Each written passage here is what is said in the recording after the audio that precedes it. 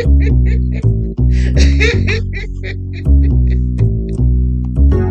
the heck up out of here.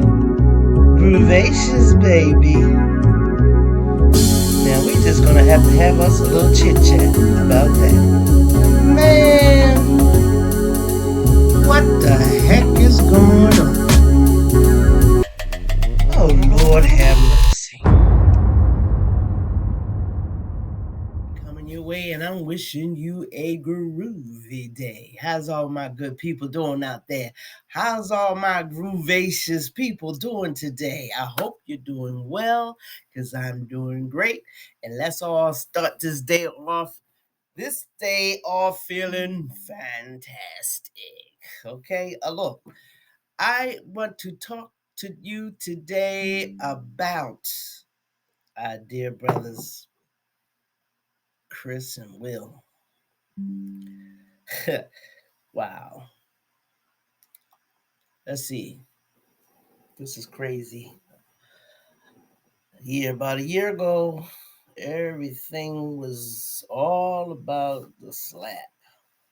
Will Smith slaps. Now Chris Rock claps back. It's very unfortunate and a bit sad that um, these young men have to be in the spotlight and really exposing their embarrassing moments. I tell you, because it's a bit embarrassing. But I kind of feel sorry for people like that because I understand both sides. Now, when Will Smith slapped Chris, it's like, okay, before I really heard all about it, I was hearing people. My brother had sent a text. Did y'all see Will Smith punched Chris Rock on the Oscars last night?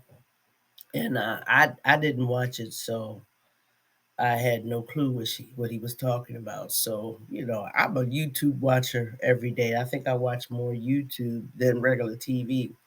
So when I turned on my tube for the day, and I really wasn't all that pressed because I'm not uh, uh, I put it like this: I'm not a big fan follower. I mean, I'm not a big celebrity follower. In other words, I'm not a big fanatic of celebrities. There are some that I admire for many reasons, not just how well they are in their craft, their artistic talents. Some admire, some are quite admirable in what they do. But a lot of them I admire mostly because of what seems to be their quality, their character. That's always been important to me. I'm not impressed about people unless their character calls for it. Um, so I was kind of like getting frustrated because look, I wanted to watch stuff that I normally watch on YouTube. Oh, gotta check my battery. Pardon me. All right, I gotta find another location for that. I keep kicking that. All right. Um, Sorry about that. No, it was getting on my nerves because I'm like, oh my god. But I mean, every time I turn around, before I could get turned around, it was always something on there about Will Smith, and then everybody and their mother had the opinion on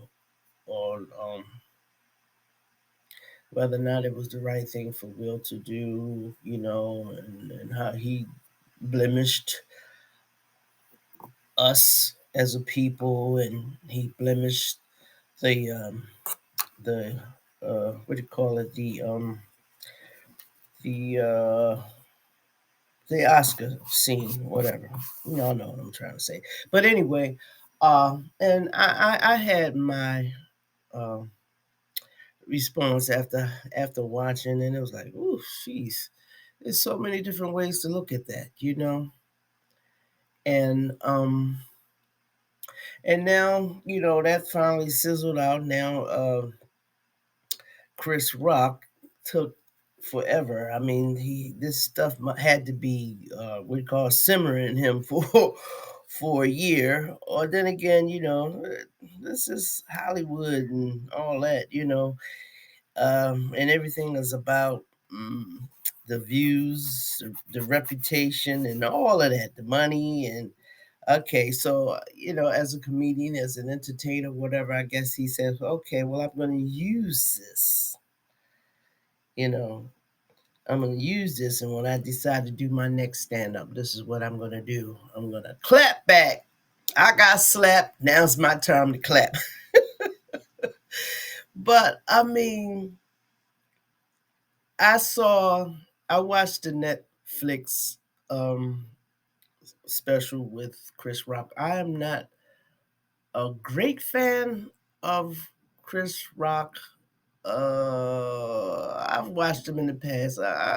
He's okay. As I'm just. Uh, Here's the thing. None of that matters to me. Will Smith is a great actor, and he appeared to be a man of great character. But you know what? Nobody really knows who these people are. We see what we see on TV, in the movies, on these streaming sites, and the articles in the paper, but nobody really knows these people but they themselves. But I tell you this is what I've learned from both of them. These are two broken individuals. Okay? Um, I have to say that, you know, I was pleased. I guess I say I was pleased. It really don't matter to me because my opinion don't really matter to any of it. I don't exist to these people, but I mean, I guess what I'm trying to say is I think it was good to see that Will Smith had apologized and Chris Rock didn't want to address it. And I guess the man was really hurt. Even though in his stand up he said, anybody think words hurt or, uh, okay, I'm getting all mixed up on that. Words do hurt sometimes. People don't understand that. Um, and sometimes it's just that words are a trigger that will dig up some deep seated hurt. And that's what it was with Will. Was it right for him to slap the man? No, no. But it came from a place of pain. Now, the way Chris Rock is responding to this, he held on to this for a whole year. And what he said came from a place of pain. These are two men who are broken in some form or another. And this is typical of anyone, any of us responds the way that we do according to the level of pain or lack of pain or however strong we are in our emotions. Okay. And Will was carrying a lot of stuff and he took it out. I mean, under other circumstances, if he wasn't going through whatever he was going through personally, he probably might have been able to laugh along with Chris, even though it was at the expense of his wife. Because it's like some people say, and I agree to this. Jada could have said, um, it's not necessary, but I think Will's reacting at the time. It wasn't even a time to even let anything. See, he just reacted. And you got to think about, he really was just caught up in his emotions because he didn't give a damn that he was at the Oscar. He was dressed up real nice and everything. He didn't care at the time that he was making a spectacle of himself along with Chris Rock in front of all of those people sitting out there in that audience and the millions of people who was a part of that audience from home, whatever. And that's what we do as humans sometimes. When we're broken inside, we react to things in ways that we normally wouldn't if we were not in a negative emotional state. So, I mean, I see the situation as a teaching experience for all of us. We all experience some type of trauma. And I mean, this is a good way to let this be a learning lesson to some of us who are still broken, some of us who have children. This can be a learning lesson because I'm always telling my my grandsons. It's like I used to tell my sons, and they get in trouble in school because they hit somebody. Well, he said this, that, and the other, and I'm like, well, you know what? Sticks and stones break bones. Words never hurt, but they do. They do. Depends on how much strength you have inside to say put up the steel. Not everybody can do that. Sometimes it takes a while to get to that point. Um, I probably was that way when I was younger, but I know that I used to get in trouble. We would get in trouble at home. You better not be out there fighting. Although I was in a couple of fights when I was a kid with friends. We get mad, we tussle, fight, whatever. Next day, well, I'm sorry. We're back friends again. And then when you become an adult, you start teaching your children that. You know, I used to tell my sons, don't fight in school. But ma, he hit me. Was I supposed to let him hit? And I was like, look, I understand that. It's hard to not retaliate. It's hard to not react. That's what it is, reaction. Immediate reaction. But what's his name? Chris Rock had this a year to let it go, but he couldn't. And that's called carrying baggage. He probably should have dealt with it at the time, you know. I mean, his brother was like gave a message to Will on site. He was ready to deal with it. Then Chris Rock, well, whatever reasons he didn't want to deal with it, he didn't deal with it. And then it got to this point, and he made himself look bad. He made a spectacle of himself, just like Will made a spectacle of himself for slapping. Now Chris Rock made a spectacle of himself by clapping with words. I mean, I laugh sometimes. I'm just I don't know.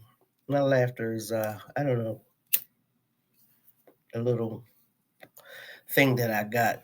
Every time I laugh, it's not because something is funny. It's just I don't know. I don't know what it is, but anyway, I got my crazy too. See, but what we need to understand, folks, is the power of forgiveness.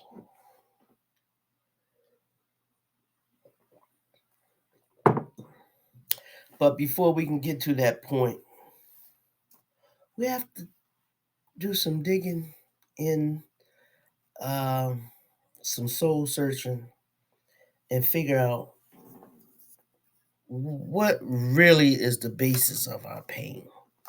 Because, I mean, I guess I feel like that because I'm a type of person that I don't care what people say about me, you know, especially if somebody that I really don't know that well. Because people used to come to me and say, you know, uh, girl, Nadine, um, so and so was talking about you, or they was talking about you. They said something. I said, well, what did they say? And they'll tell me some dumb stuff. And I said, well, you know me, right? You know it's not true. Yeah, but they shouldn't talk about you. Like, I don't care. Because the people that matters the most to me know the truth about me. So if they hear it, they're gonna say, "Well, that's not true," or not respond to it, whatever. Well, whatever. And if it is true, then they ain't lying. That's just my philosophy. I really don't care because I'm not gonna give them my energy. And see, that's what Chris Rock did. He gave a lot of energy to it because he didn't deal with it and let it go when it happened. For whatever reason, I don't know. But when you hold on, the longer you hold on to a negative, the negative will expand and expand and expand and expand and expand. Just like whatever was bugging Will. It expanded, expanded, expanded, expanded. And then the explosion came out on Chris Rock's face. And now Chris Rock, so I mean they both look bad because they didn't deal with whatever was bugging them internally, and they let these issues that they have fester. They fester. They fester. And what goes in, it's got to come out. What goes in will come out. If you put negativity, it comes out in your character. It comes out in your behavior. It comes out in your speech, you know? So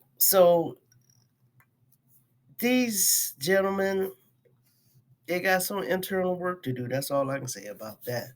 And like I said, we can look at them as examples, and some because sometimes we don't see ourselves, but then when we watch the behavior of others, sometimes we say, "Wow, I can relate to that."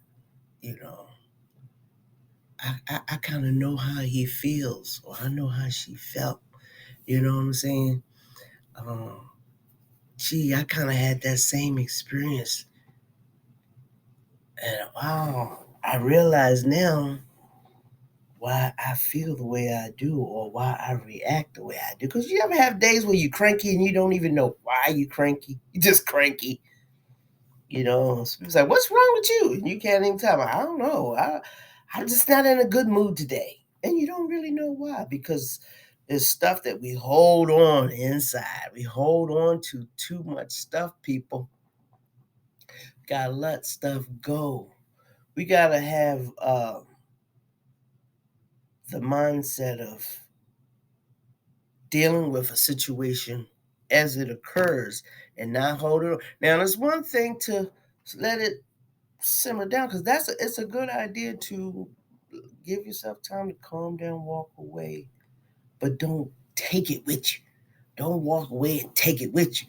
Walk away from the situation long enough to calm down and become reasonable minded and to respond in a positive way, in a rational way.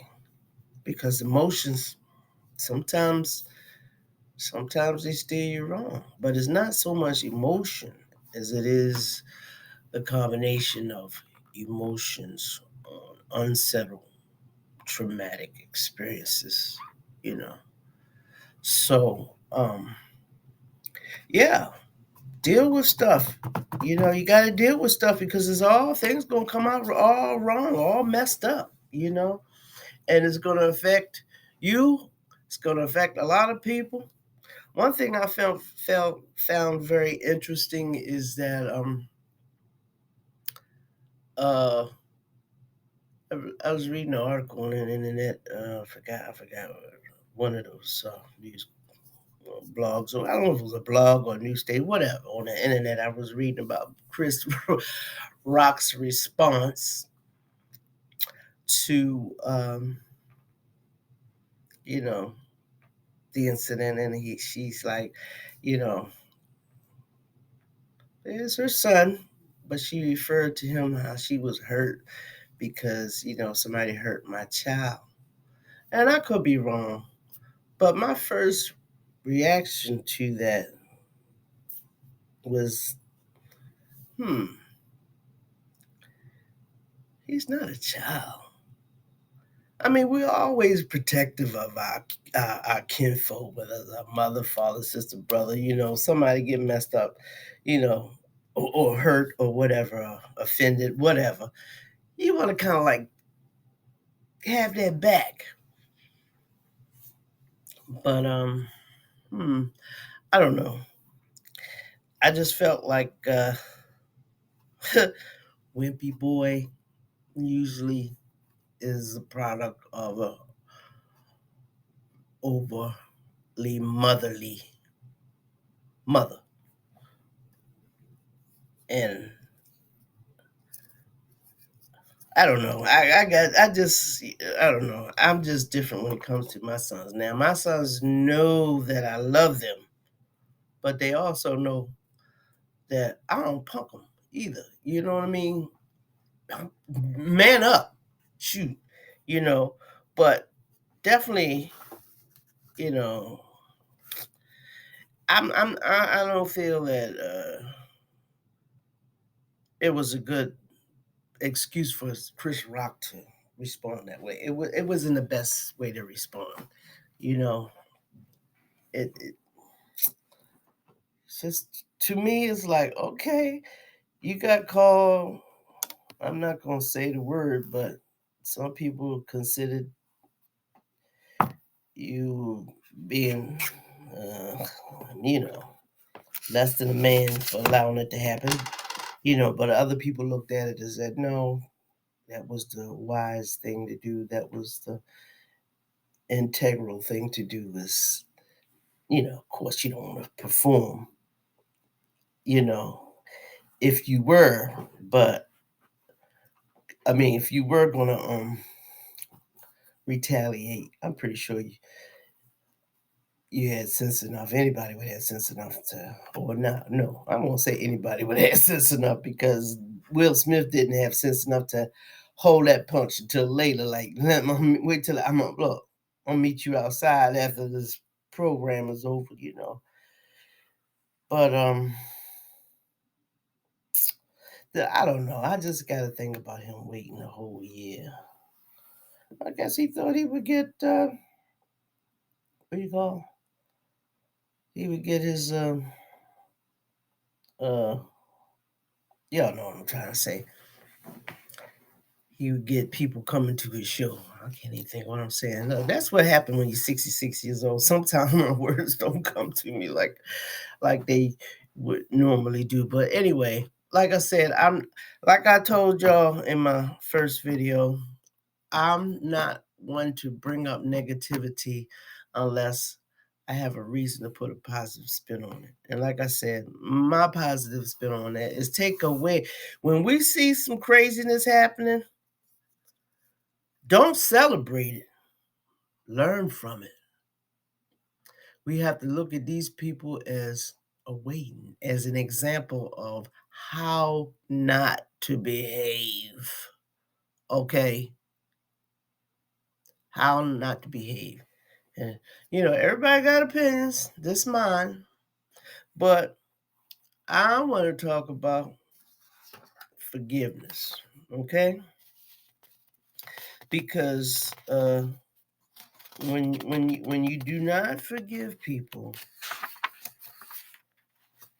it lingers and festers. That's the word I'm trying to use. It festers into disease. Sometimes emotional, mental, whatever, spiritual disease, and oftentimes physical disease. You start getting stomach ulcers, high blood pressure, heart problems because you hold on to this negativity and it eats you up. And we don't want that, right? Can't be groovy. Like can't live a groovy life like that. So I'm gonna tell you a story. I love my mom and dad. God rest their souls. They were the best that they knew how to be. We grew up, seven of us, seven of six siblings. I was the seventh of seven children, and we grew up, mom and dad, always in the home. Was it perfect? No. Were we well taken care of? Yes. Were they as nurturing as they could be? No. Why? Because they didn't have it. And so there was some things that I experienced in my life, some hurt, emotional pain for lack of nurturing, the kind of nurturing that I felt that I needed as a child.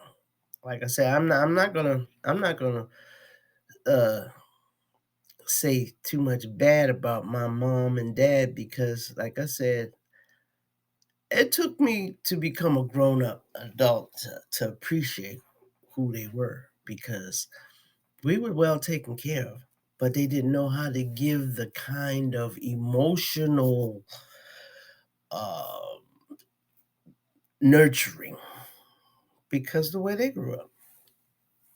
So uh, I actually, like I said, grew up with a lot of pain and insecurities, low self esteem. I was an extremely shy person coming up. I didn't like myself very much, I guess, because I didn't get what I needed growing up. Now, one time, this was had to be around in 1990 something. I remember it was a Christmas day. I think it was either Christmas or Thanksgiving. Probably was Christmas because most of the stores was closed. Well, back then a lot of stores closed on holiday anyway. But I remember wanting to go to the store to buy some film. That's when cameras used film. I went to the store to buy some film for my camera. And I was going to Rite Aid, which was one of the few stores that were open. Rite Aid. I went to Rite Aid to get film for my camera. I had no intentions of buying anything else. My intentions was to go straight to the store, straight in the door, walk straight back to where the film was located, go straight to the store, go straight back, get the film, come to the cashier, and get back home. But this particular time, I went into the store, made a right turn over to the bookshelf. I was supposed to get film, but I went in the store, went right turn over to the bookshelf, and I'm scanning the bookshelf, and then my eyes stopped on this book by Dr. Wayne Dyer, and it was called 30 Days to Forgiveness, I think it was. I keep forgetting it, and it was 30 days to something, but I knew it was about him having to forgive his father. But anyway, when I read his book and he told the story about how he came across, he went to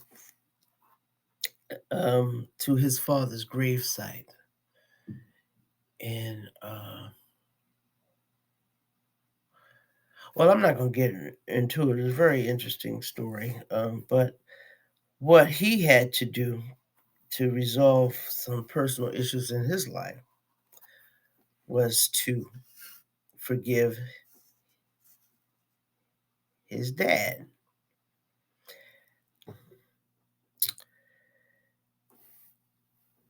And he talked about how he experienced a lot of problems in his life. Like I said, it was so many years ago, over 30 years ago. I don't really remember. I only remember the impact. Excuse me. I remember the impact that his story had on me. And he traveled quite a way to go to his father's gravesite. It was actually, he went to another town to find his father's gravesite. And one of the things I do remember about his story is that he wasn't quite sure where to find this gravesite, but somehow or another, this he in the car they had rented, he had found a card in the seatbelt, right? And because he wasn't sure where he was going, but whatever this card he found helped him to find. Because this is all about how things happen for a reason. But anyway, he found his he found the gravesite where his father was buried, and he went there and basically in tears he cried and spoke to his father as if he was there, and he told him about the pain that he experienced, um, all the ways that his father made him feel. And after he said all of that, he said, I forgive you. Okay. He forgave his father for all of this emotional turmoil and problems that he experienced all his life because of this pain. And I remember crying when I read that because I could relate. I could definitely relate to that experience, that feeling of carrying hurt, because I actually felt hatred for my father for a very long time. But when my father died, I knew that I still loved him because when he died, I cried. I cried my heart out. When he was sick, my father had experienced several strokes to the point that he was almost blind. Um, he could barely speak. His speech was very, very messed up. And uh, I remember feeling so much anger for my father because my father had become an angry man. He took very good care of us, but he became an angry man and mean. He was mean. My father was mean to the point I was scared of him, kind of, you know. But when he had gotten sick, and like I said, he had several strokes, and he could barely talk and see. And I remember this instance where my mother had asked me to take I think I was either taking some food up to him to his room or either bringing the dishes down. I don't remember, but I just remember my mother sending me to my father's room. And I guess because my father had become so mean and the way he looked with the stroke, and I was young, so it was kind of scary, scary looking. But I remember when I had went up to his room to either bring him food or take something, get the dishes or whatever to take downstairs. When I was getting ready to leave out of the room, my father kind of grabbed me and said, "I love you." Because, like I said, he had a stroke and his face was twisted, and he looked at me. His, like I said, his eyes were messed up, and he said, "I love you." And he grabbed me, and I remember just freezing up, like tense, and I couldn't say anything back because I just remember a lot of bad feelings that I used to have. I honestly, I'm look, bare in my soul. I used to say my mother had to take care of this man who had become mean, and I hated him. But I remember when my father ended up getting sicker, and he ended up having to be put into a nursing home. 'Cause my mother just couldn't take care of him at home anymore. He had another stroke, and he ended up in the nursing home. And I remember the night that they called to say that my father was about to pass on. And by the time we got there, it was he was gone. So, and when the doctor had us all in the room, he was telling us, how they break down this happened, and then we couldn't, save him or whatever. My father was like, I think my father was 80. I'm not sure. I can't remember. I mean, it was 1981 when he died, but I think he was in his 80s also when he died. But when the doctor said, it's ironic because God forgive me, but I used to wish he would die. But the moment that the moment that the doctor said my father passed away, I was the first one to break down in tears. And I think what I felt at that moment was there's no more chances, you know. It's final, it's over. There's no going back. Can't reverse anything. And it was final, you know. He was my father. He was my father. And I do believe that the child inside of me that remembered when my father was this wonderful, jolly man. Because, like I said, he became mean for whatever he went through. He went through something because my father wasn't always mean. I remember the good, fun dad who used to bounce me on his knee he used to say, "Where you going, little girl? Going to the doctor. What for, little girl? Cause you got the measles. Get up, horse, boogity, boogity, boogity." You know, and the father who used to do the magic tricks. And I remember my father laying on the floor and bouncing me on his chest. I remember the father who would hold me, and I do remember my father holding me and hugging me more than my mother did. So So I believe that child inside of me cried for that father that I lost, you know. But still, over the years, I still carried a lot of pain inside of me. But after I read Dr. Dyer's book, read his story about forgiving his father, I realized I needed to do the same thing.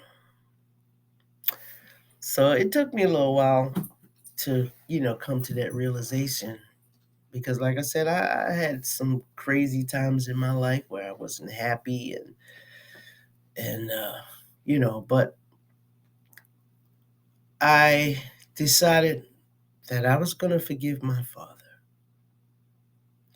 So one day I just sat in my room, sat on the edge of the bed, and I talked to my father as if he was right there. And I told him, Daddy,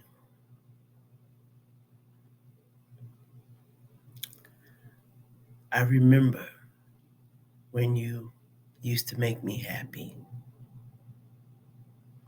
And I appreciate how well you took care of us. And you were a good father. And I love you. And I'm sorry that I didn't tell you that day when you grabbed me in the room and said, I love you. I wish I had said it back to you because I do love you. And I hope that you can hear me tell you that I love you. And I'm grateful to you for the father that you were, for how well you took care of us. And I forgive you because I understand that you were a broken man for whatever reasons, whatever reasons that made you become the mean man that you had become.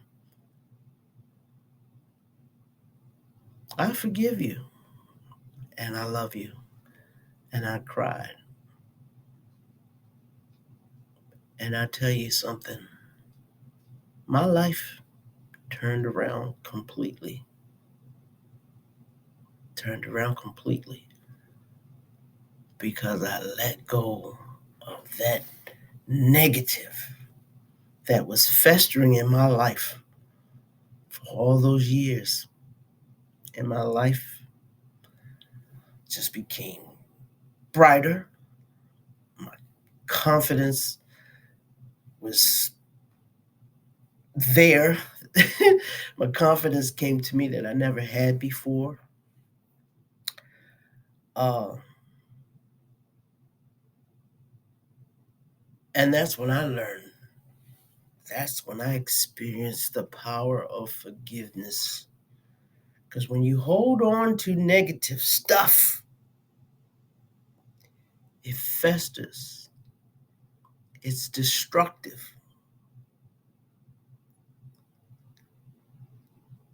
It does no good to carry it.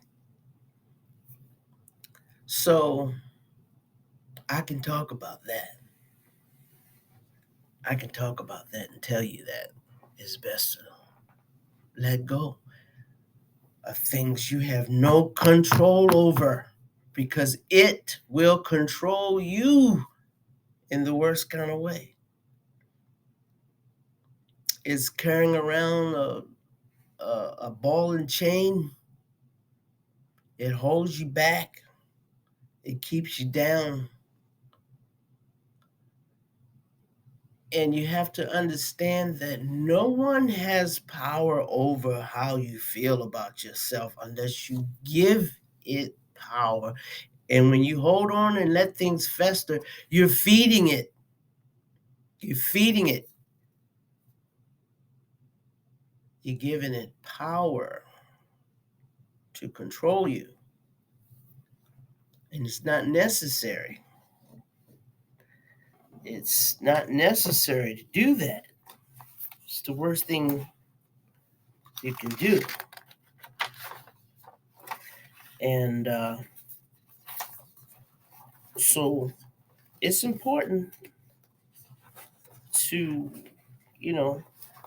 let go of negativity because it serves you no good. And I wish I could find, there's I can't find it right now. I thought I had it nearby, but let's see.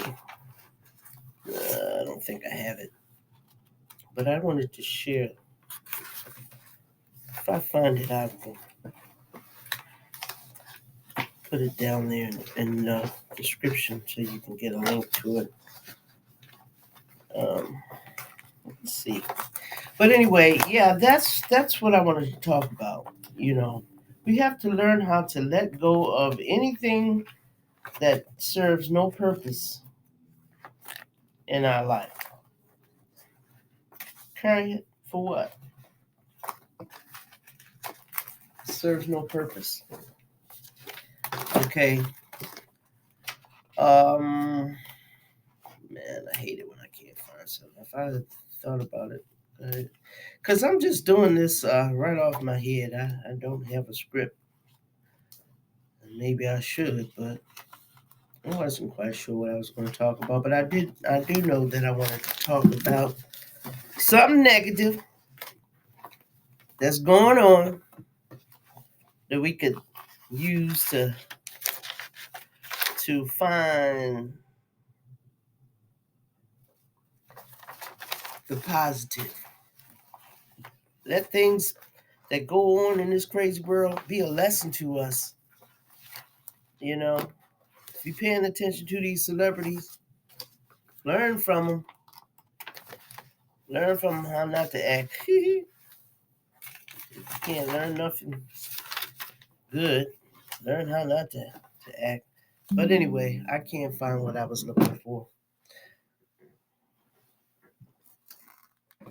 Okay, so anyway, yeah, like I always say, try to find the positive in every situation, because it ain't worth holding on to crap that's going to break you down mentally, physically, spiritually. It's just not worth it. Okay. I think I really went on longer than I had planned to today, and my next time coming around, I'm going to uh, we're gonna talk about some more stuff. Matter of fact, we're gonna get into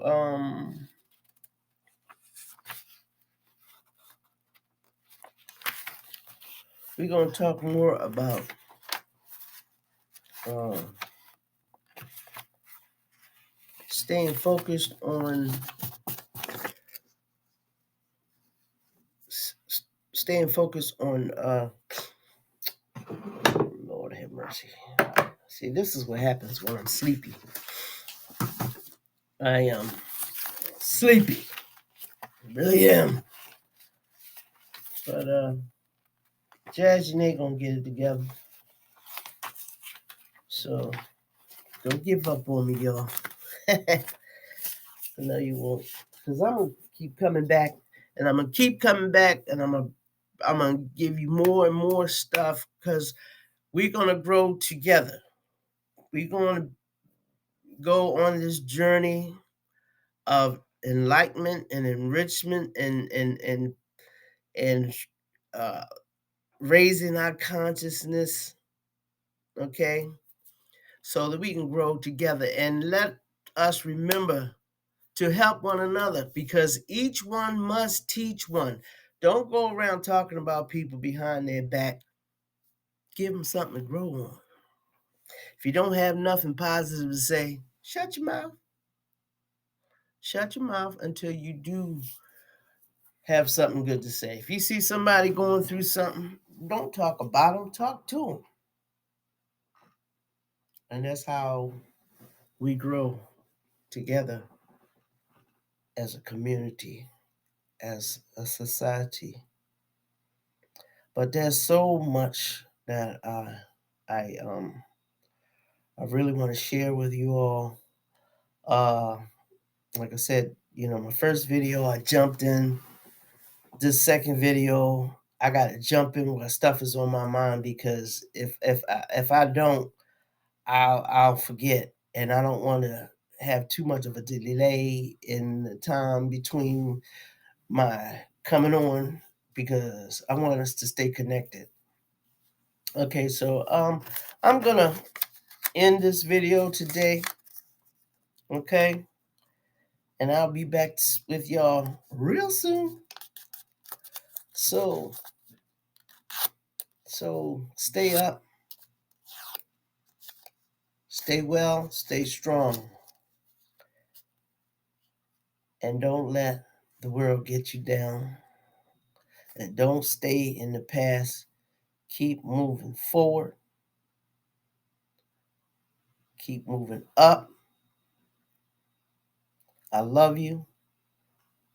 Peace and blessings. This is Jazzy Nate coming your way. Always wishing you a groovy day. Peace.